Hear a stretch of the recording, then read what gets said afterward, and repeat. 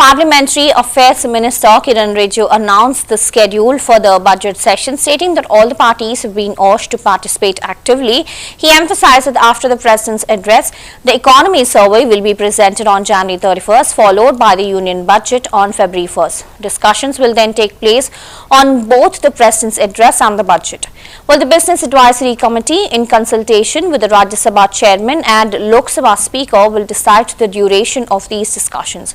Rijiju also noted that Parliament will be closed for the Delhi elections on February 5th, with budget discussions continuing until February 13th, and the decision will reconvene on March 10 after a recess. He also mentioned that 16 bills and 19 items of business are already listed for consideration in the House.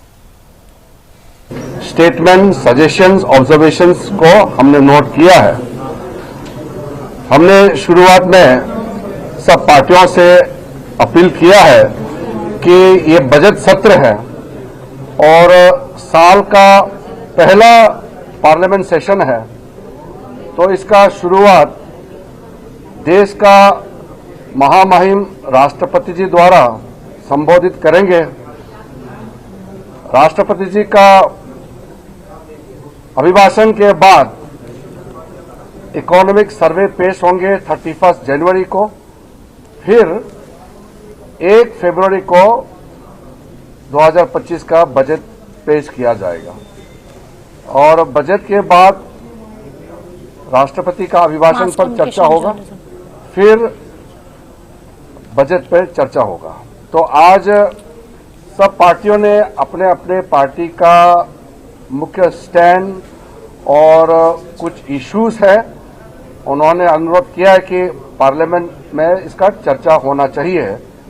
तो आप सबको मालूम है, क्योंकि ये budget सत्र है, तो राष्ट्रपति का अभिभाषण और बजट पर चर्चा होने के बाद कोई बहुत ही अर्जेंट इशू आएंगे तो उस पर भी बीएसी में बैठ करके इसका निर्णय किया जाएगा। कल राज्यसभा का आदरणीय चेयरमैन और लोकसभा का आदरणीय स्पीकर के साथ टाइम फिक्स करके बीएसी में एग्जैक्टली राष्ट्रपति का अभिभाषण पर कितना घंटा चर्चा होगा और बजट पर कितना लंबा बहस चलेगी, इसका भी निर्णय बीएसी में करेंगे। 5 तारीख में दिल्ली का चुनाव है, तो वो हॉलीडे है, उस दिन पार्लियामेंट फंक्शन नहीं होगा और बजट सत्र का पहला भाग 13 तारीख तक चलेगी और फिर हम 10 मार्च तक रिसेशन के बाद फिर मिलेंगे। तो हम ये उम्मीद करते हैं कि साल का पहला पार्लियामेंट सेशन बहुत सार्थक रहेगी और सारे पॉलिटिकल पार्टीज की ओर से पार्टिसिपेशन, कोऑपरेशन और कोऑर्डिनेशन मिलेगा, ऐसा उम्मीद है। आदरणीय प्रधानमंत्री नरेंद्र मोदी जी के जो हमेशा हम लोगों के ऊपर उनका अपील रहता है कि पार्लियामेंट में डिबेट और डिस्कशन का क्वालिटी को मेंटेन करना जरूरी है, तो हम उसी सोच के साथ आगे बढ़ेंगे।